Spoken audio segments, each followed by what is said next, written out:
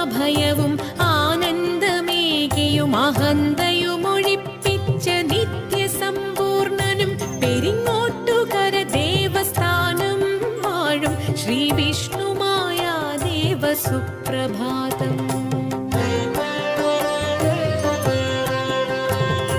പാൽക്കടലിലുണ്ടായി കടഞ്ഞ മൃദുപോലവും പൂക്കളിലുറഞ്ഞുള്ള തേൻ കുഴമ്പും കാത്തു പെരിങ്ങോട്ടുകര ദേവസ്ഥാനം വാഴും ശ്രീ വിഷ്ണുമായ ദേവസുപ്രഭാതം.